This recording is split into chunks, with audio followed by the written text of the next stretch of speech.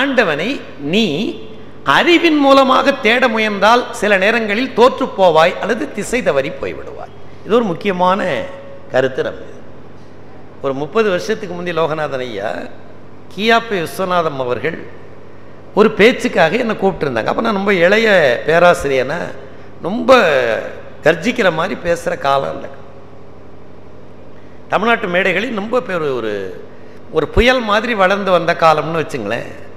அப்போது என்னுடைய பேச்சை எங்கேயோ ஒரு குரு பூஜையில் கேட்டுட்டு செல்வகணபதி நீங்கள் வரணும்னு ஒரு கார்டு எழுதி போட்ட, அன்பு தம்பிக்கு ஆசிகள், இத்தனையாம் தேதி தமிழ்ச்சங்கத்தின் சார்பில் ஒரு நிகழ்ச்சி ஏற்பாடு செய்திருக்கிறோம், தாங்கள் வந்து சேர வேண்டியது, வரியானலாம் கேட்கல, வந்து சேர வேண்டியது போட்டுட்டு என்னுடைய இல்லத்திற்கு வந்து விடுங்கள், சிற்றுண்டி அருந்துவிட்டு உடை மாற்றிக்கொண்டு நாம் தமிழ்ச்சங்கத்திற்கு செல்லலாம். அடுத்த வரி பின்பக்கத்தில் கார்டில் பாதி பகுதி இருக்கும்ல, அதுக்கு வரைபடம் போட்டிருக்காரு. ரயில்வே ஸ்டேஷன்லேருந்து தான் வீட்டுக்கு எப்படி வர்றதுன்னு. தான் வாழ்ந்திருக்கிற காலத்திலேயே என்ன பண்ணிட்டாருன்னா, ஒன்றும் இல்லாமல் ஒரு பெரிய தன்னை புதைப்பதற்குரிய சமாதியை தன்னுடைய வீட்டுக்கு பக்கத்திலேயே கட்டி வைத்து விட்டு, நான் இறந்த பிறகு இந்த இடத்தில் தான் என்னை நீங்கள் அடக்கம் செய்ய வேணும்னு அந்த இடத்திலே கொண்டு போய் அந்த இடத்துல தான் கடைசியாக அவரை இறந்து போன பிறகு அவர்கள் அடக்கம் செய்தார்கள். அப்படிப்பட்ட ஒரு அருமையான ஒரு பெரிய மகான். அவர் கடிதம் எழுதி படம்லாம் போட்டிருந்தார்.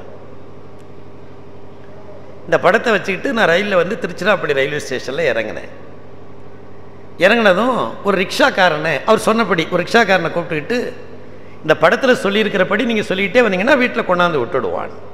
நான் அந்த கார்டை கையில் எடுத்து வச்சுக்கிட்டு அந்த ரிக்ஷாக்காரனை ஏறினதும் கேட்டான், தம்பி எங்கே போகணும் அப்படின்னா. எங்கே போகணுங்கிறத நான் சொல்கிறேன், நான் சொல்கிற பாதையில் போ சொல்லு. கையில் கார்டு வச்சுக்கிட்டு நான் திமிரா இப்போ பதில் சொன்னேன். நேராக 1 கிலோமீட்டர் போ, நேராக கிழக்க போனான். அந்த இடத்துல ஒரு கொடை வருதா, ஒரு வட்ட கொடை 4 ரோடு சந்திக்குது. அவர் எழுதியிருக்காரு வலது பக்கம் திரும்பன்னு. வலது பக்கம் போனால் அந்த இடத்துல ஒரு போலீஸ் பூத் இருக்குது, அங்கே போய் நில்லு. அங்கிருந்து மறுபடியும் இடது பக்கம் போனால் சிந்தாமணிங்கிற ஒரு பெரிய கடை வரும். அந்த இடத்துக்கு போன பிறகு மறுபடியும் வலது பக்கம் இடது பக்கம்னு எழுதியிருக்காரு. இவன்கிட்ட எங்கே போகணுங்கிறத சொல்லாமல் வலது இடது வலது இடதுன்னு சொல்லிகிட்டே வந்தேன் பாருங்க. ஒரு இடத்துல ஒரு வலதுன்னு குறிச்சிருக்காரு, நான் பார்த்துட்டு இடதுன்னு கையை காட்டினேன். அவன் அந்த பக்கம் வண்டியை திருப்பிட்டு போனான். அடுத்த அரை நிமிஷத்தில் காவிரி கரையில் இருக்கிற ஓயாமாரி சுடுகாட்டுக்கு பக்கத்தில் போய் என்னுடைய வண்டி நின்றுட்டு, என்ன சாமி இங்கே வந்து நின்று இருக்கீங்களேன்னு அவன் கேட்டான். நீங்கள் தானே சாமி சொன்னீங்க, சொன்ன பாதையில் நான் வந்துக்கிட்டு இருக்கேன்னு. அதுக்கப்புறம் அப்போ எல்லாம் ஃபோன்லாம் கிடையாது. அப்புறம் அவன்கிட்ட சொன்ன பிறகு அழைச்சிட்டு போய் சேர்த்தான். இதை கேட்டுட்டு சிரித்தாங்க கியாப்பை விஸ்வநாதன். தம்பி நீங்கள் ரொம்ப தடுமாறி போயிட்டீங்க, அடுத்த முறையிலேருந்து உங்களுக்கு சிரமம் இல்லாமல் நான் எங்கள் வீட்டுக்கு வர்றதுக்கு ஏற்பாடு பண்ணுறேன்னாரு. இது முடிஞ்சிருச்சு. ஒரு 6 மாதம் கழிச்சு இதே மாதிரி ஒரு கடிதம் வந்தது. அதுலேயே எழுதியிருந்தார், போன முறை மாதிரி நீங்கள் சுடுகாட்டு பகுதிக்கு போகாமல் நேரடியாக என் வீட்டுக்கு வந்து சேருவதற்கு ஒரு உதவி வழி செய்திருக்கிறேன். என் வீட்டு சமையல்காரனை ரயில்வே ஸ்டேஷனுக்கு அனுப்பியிருக்கிறேன், அவனோடு நீங்கள் வந்து சேர்ந்து விடுங்கள்னாரு. வந்து இறங்கினேன். அந்த பையன் வாசலில் நின்னா, சாப்பாடு போட்டு பழக்கப்பட்டவன், ஐயா வாங்கன்னா. முன்னாடி ஏந்திரிச்சு ரிக்ஷாவுக்கு பக்கத்துலேயே இடத்துல உட்காந்துக்கிட்டான். நான் பின் சீட்டில் உட்காந்தேன்.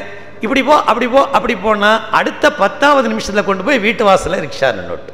உங்களுக்கு நுட்பம் சொல்கிறதுக்காக இந்த செய்தியை சொல்கிறேன். எம்ஏ படித்து டாக்டர் பட்டம் வாங்கி பல பேர் டாக்டர் பட்டம் வாங்கிறதுக்கு துணை நின்ற செல்வகணபதி கையில் கடிதத்தை வச்சுக்கிட்டு இப்படி போ அப்படி போ அப்படி போன்னு சொல்கிறப்ப ஒரு இடத்தில் வலது என்பதை இடதுன்னு பிறட உணர்ந்தால் நம்முடைய பயணம் போகக்கூடாத இடத்திற்கு போய்விட்டது. படிப்பால் தேடிய தேடல்ல தோற்று போனேன். ஆனால் இன்னைக்கு நான் சரியாக ஒரு வீட்டுக்கு போய் சேர்ந்தேன் பாருங்க. அவன் என்ன மாதிரி பிஹெச்டி படித்தவன் இல்லை, டாக்டர் பட்டம் படித்தவன் இல்லை, டாக்டரை உருவாக்கினவன் இல்லை.